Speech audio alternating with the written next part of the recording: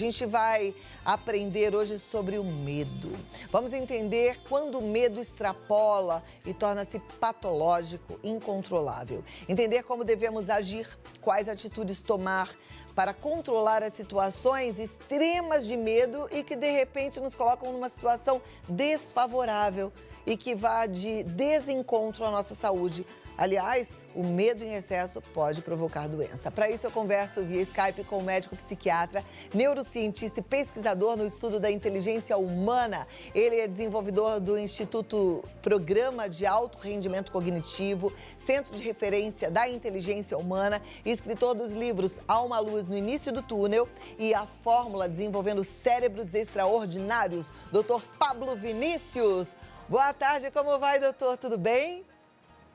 Boa tarde, Cláudia. Novamente um prazer estar aqui falando contigo, falando com seu público. Sempre muito bom, sempre muito carinhosos comigo.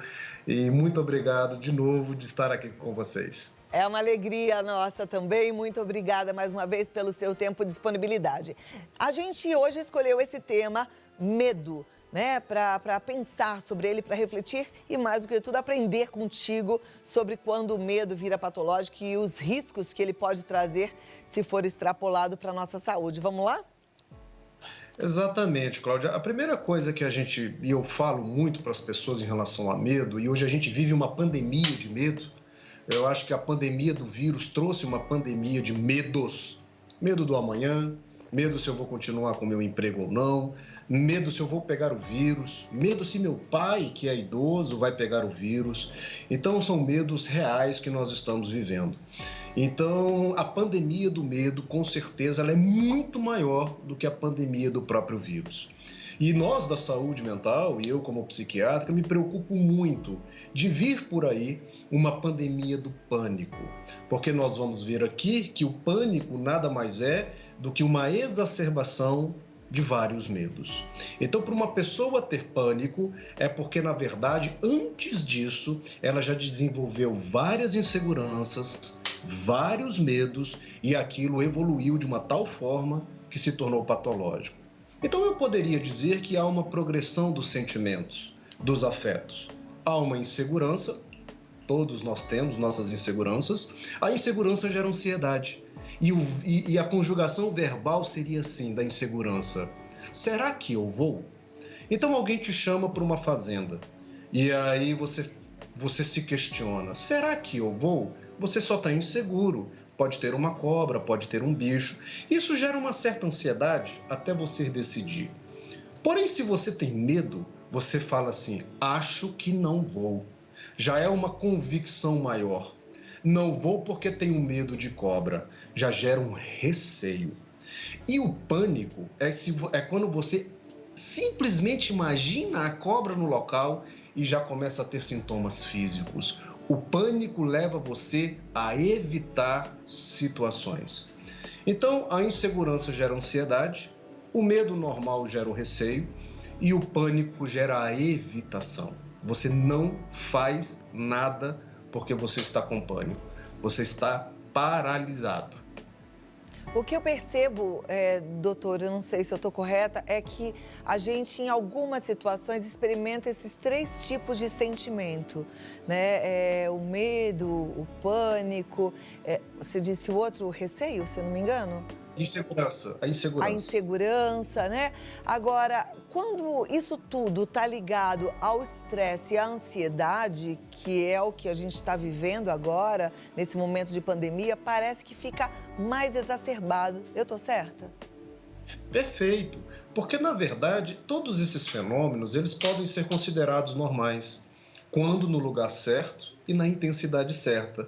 Então a gente ter medo, isso foi fundamental inclusive para nós seres humanos chegarmos até aqui. Fez os nossos ancestrais fugirem do leão, se virarem na selva, fugirem das pragas. Então o medo, ele é uma reação absolutamente normal no ser humano. Então, na verdade, nós temos uma área no cérebro, um circuito, que todas as vezes que a gente está no iminente perigo, ele dispara. Ele dispara para nos preparar para aquele perigo, se eu vou enfrentar ou se eu vou fugir. Resolvido o perigo, eu relaxo, aquele circuito para de funcionar.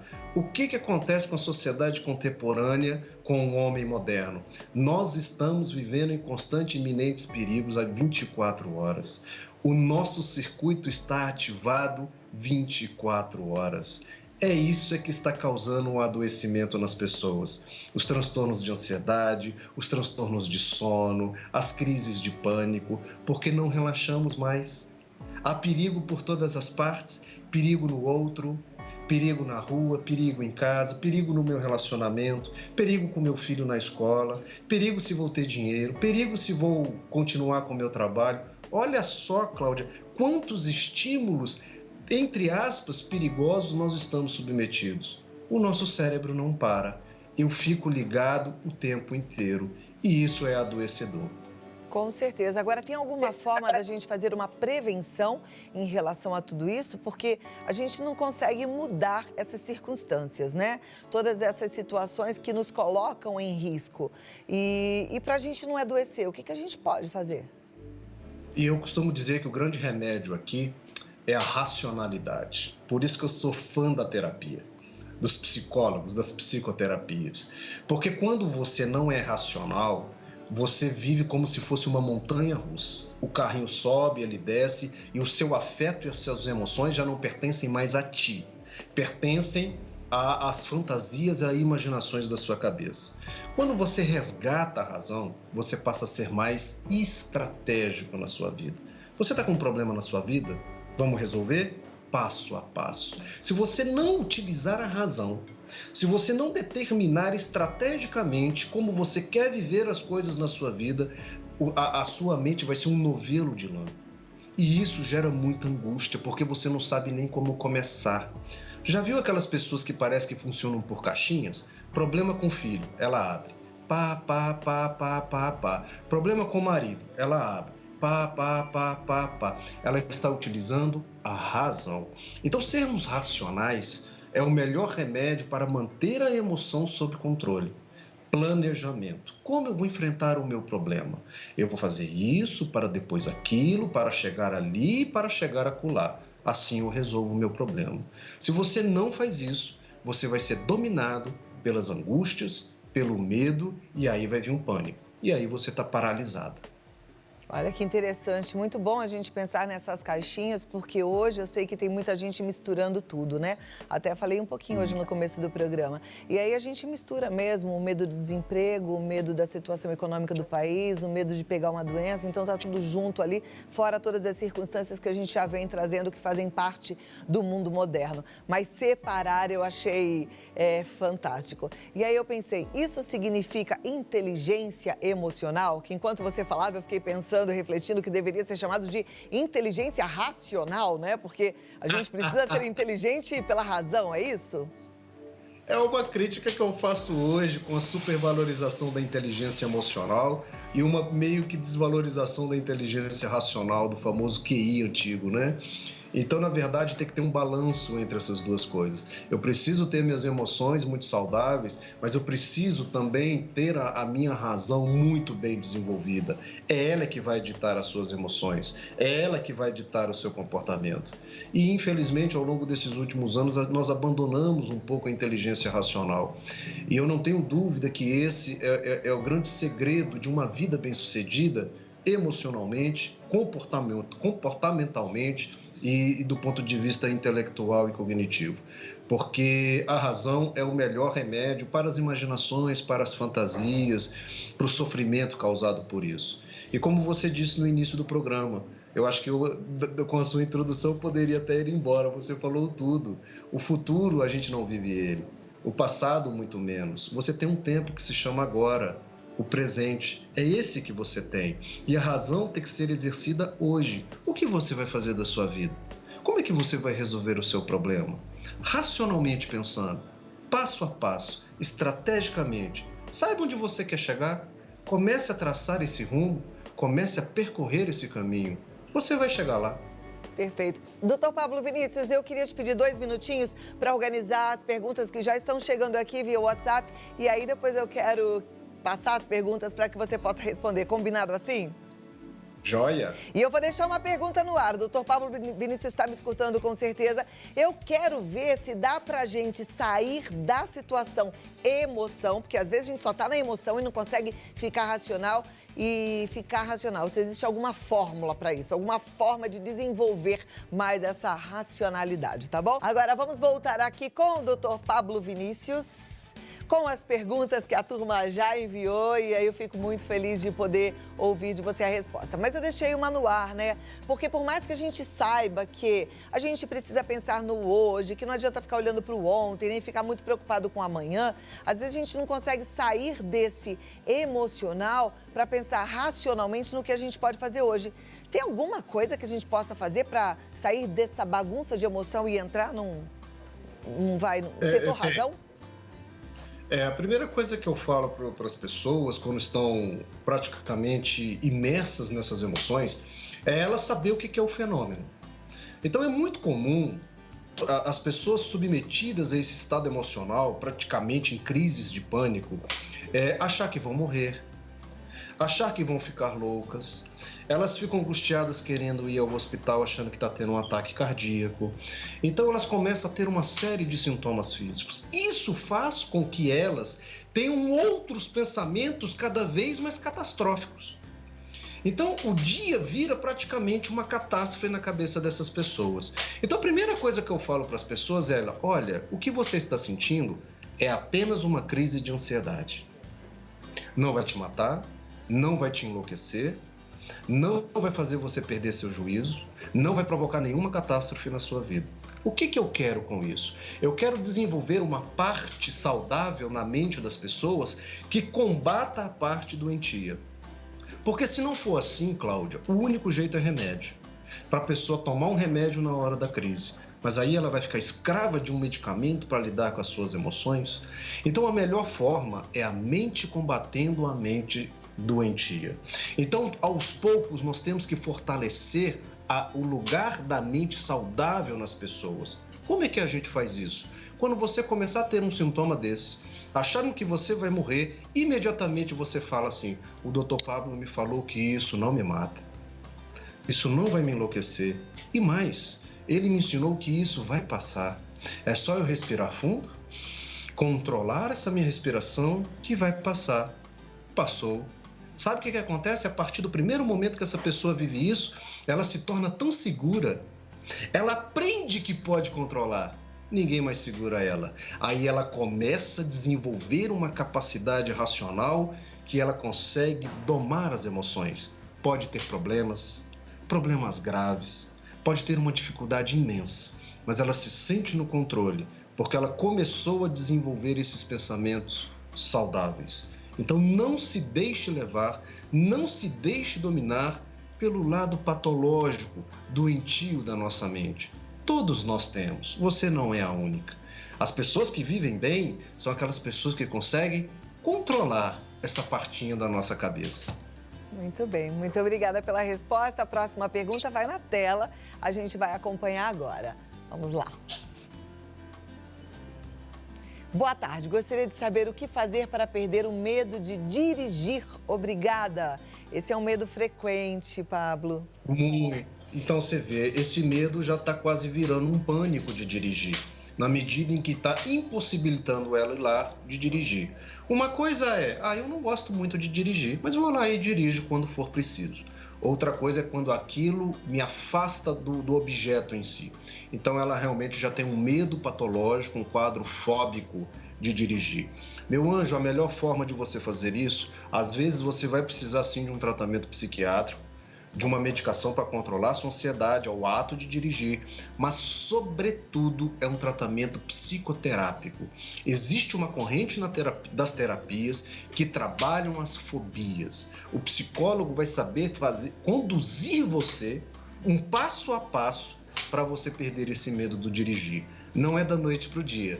Não adianta eu falar aqui para você: seja forte, acorde amanhã, bote na sua cabeça que você não tem medo, entra no carro e dirija. Não é assim, não faça isso. Não são assim que funciona as fobias na nossa cabeça. Você precisa de um passo a passo, vencendo a cada dia um pedacinho para você se livrar disso. Mas é possível. Muito bem. Próxima pergunta, vamos acompanhar então na tela. Muitas amigas estão com medo de sair de casa, tá escrito cada, né? Casa, por causa do vírus. Quando saber o ponto desse pânico ser tratado com remédio? Ela quer saber até que ponto, né? Dá para segurar isso? Ou quando tem que entrar com medicamento? Quando o medo, ele vira irracional. Por isso a questão da razão aqui é importante. Eu vou dar um exemplo. Ter medo de sair de casa e pegar o coronavírus, normal. Todos nós temos que ter. Inclusive, esse medo é protetor. Inclusive, esse medo está protegendo a nossa espécie. Então, ele é fisiológico. Agora, você precisa sair de casa para ir no mercado, ir à farmácia e comprar alguma coisa extremamente necessária. Você não consegue pedir, você não consegue dar um jeito. É só você que precisa resolver aquilo. Alguém está passando mal, você precisa sair de casa. Se você travar, se você não conseguir sair de casa nem na última necessidade que você tem, provavelmente você já está tendo esse bloqueio. Agora, eu vou sair de casa, você vai botar sua máscara, você vai levar seu álcool gel, aí você está tomando as providências necessárias para tentar lidar com o medo de contrair o coronavírus. Então, o medo é saudável nesse momento, precisamos tê-lo inclusive. Agora, estar paralisados por questões de imaginação, fantasiosas, isso é problemático. Aqui está o medo patológico, aqui precisa tratar. Perfeito. Eu tenho uma dúvida, porque eu também tenho conversado com outros médicos de outras especialidades. E outro dia um cardiologista mesmo falou que o número de infartos aumentou muito, inclusive de óbitos por infartos que não foram socorridos a tempo, de AVC também. Alguns médicos oncologistas falando que pacientes em tratamento pararam seus tratamentos por medo. Para que isso não vire uma doença, a gente precisa lidar com esse medo logo de cara? Ele pode ir aumentando? Precisamos. A gente chama de cristalizar o medo. O que é um medo cristalizado? É aquele que encorpou, é aquele que ficou grande na nossa cabeça. Então a gente costuma dizer que a gente combate o medo logo no início, para não deixar ele virar um fantasma dentro da sua cabeça. Então você precisa sentir uma dor no peito e sentiu a vontade ou a necessidade de ir ao cardiologista para ver o que é aquela dor no peito. Mas, ao mesmo tempo, vem ser um medo gigantesco de contrair o coronavírus se você for à clínica. O que é mais grave nesse momento? Naquele momento, você está tendo um infarto ou você contrair o coronavírus? Olha a razão atuando. Gente, se eu tiver um infarto, eu morro agora. O coronavírus é 1% de letalidade. Opa, então deixa eu ir lá para ver como é que está meu coração. Você venceu. Você venceu o medo. Foi lá, viu como é que está seu coração, ok, e voltou para casa. Se você contrair o coronavírus nessa situação, foi um risco calculado. Foi um menor risco que você optou racionalmente. Perfeito. Então, não deixe o medo tomar conta da sua cabeça. Vença ele logo no início. Próxima pergunta, então, na tela. Muito obrigada, doutor. Para ser racional com os problemas, temos que ser frios com as pessoas? Eu amei a pergunta. Não, a gente falou de duas inteligências, né? A inteligência racional e a inteligência emocional. Mas eu não consigo ver aqui o nome da pessoa que perguntou.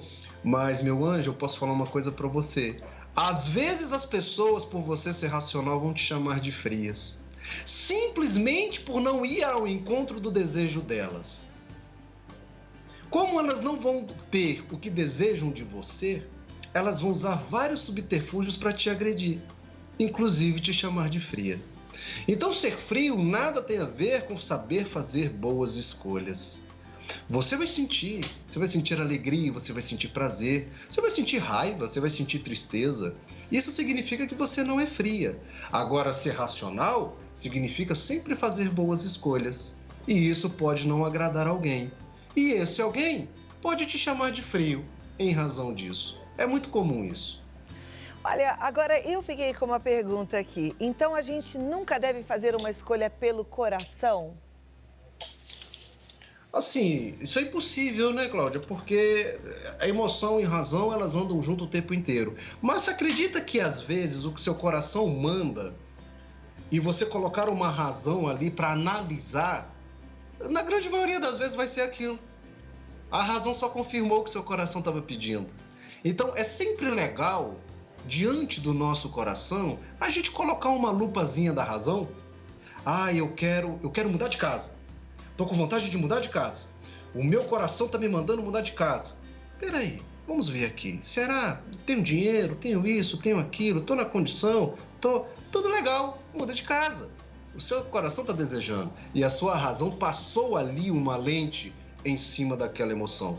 Mas muitas vezes o desejo do nosso coração, ele é confirmado pela nossa razão. E aí a gente tem toda a explosão emocional provocada por aquilo. Interessante, lembrei de um versículo da Bíblia, doutor, que fala que o coração é enganoso, né? Que é bom a gente ficar ali bem em contato, né? Passar a lupa, gostei disso que você falou, passar a lupa.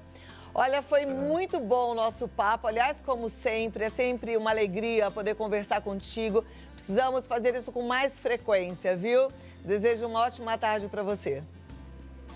Oi, Cláudia, eu que agradeço. Sempre um prazer estar aqui. Já falei do carinho seu e dos seus telespectadores. Pode contar comigo. Sempre que precisar, estamos aqui para compartilhar a nossa experiência e a nossa vida. Tá um bom, grande vou abraço. passar os seus contatos. Você está trabalhando com telemedicina também? Sim, eu tenho esse projeto no Instagram, Dr. Pablo Vinícius, chamado No Divã, é gratuito, onde eu recebo as pessoas, escuto as pessoas, oriento as pessoas todas as segundas-feiras. Esse meu livro sobre depressão também está gratuito, está lá no meu Instagram para as pessoas baixarem. É um livro esclarecedor que as pessoas precisam ler nesse momento para saber o que é essa doença, como se trata, o que não é, né, depressão. Então, estou disponível lá no Instagram, nas minhas redes sociais e para ajudar as pessoas nesse momento tão difícil. Muito obrigada. Eu vou passar aqui para a turma mais uma vez. Até a próxima. Tchau, doutor. Grande abraço, um beijo. Outro. Anota aí, olha, o site é pablovinicius.com.br. Aí tem o site aformuladainteligência.com.br e o Instagram com o projeto gratuito Dr. Pablo Vinícius. Não tem como errar, né? Aí você já está bem acolhida aí. Não fique só, você tem ajuda e a ajuda gratuita, você quer mais o quê? Vamos agarrar essas chances.